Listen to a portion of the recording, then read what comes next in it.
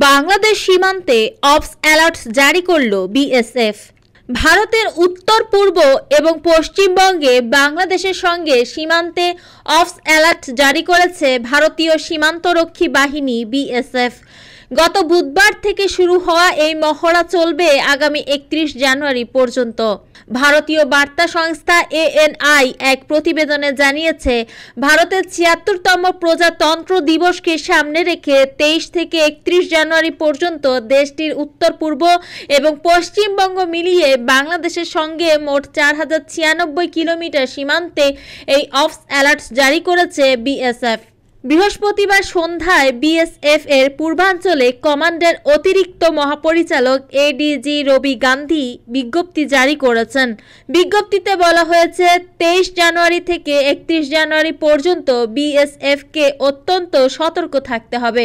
এই নির্দেশনাকে বিএসএফ এর পরিভাষায় নাম দেওয়া হয়েছে অবস অ্যালার্ট। নির্দেশনায় বলা হয়েছে, সীমান্তে বারবার মহড়া চালাতে হবে, নিরাপত্তা ব্যবস্থা নিশ্ছিদ্র করতে হবে, প্রয়োজনে রাতে বাড়তি সেনা মোতায়েন করে নজরদারি বাড়াতে হবে।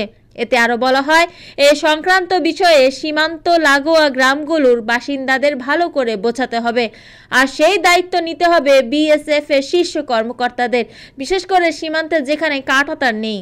এরই মধ্যে বিএসএফ এর অতিরিক্ত মহাপরিচালক এডিজি রবি গান্ধী দক্ষিণবঙ্গ সীমান্তে বিএসএফ এর অপারেশনাল প্রস্তুতি এবং কৌশলগত মোতায়েন তদারকি করতে সীমান্ত এলাকা পরিদর্শন করছেন।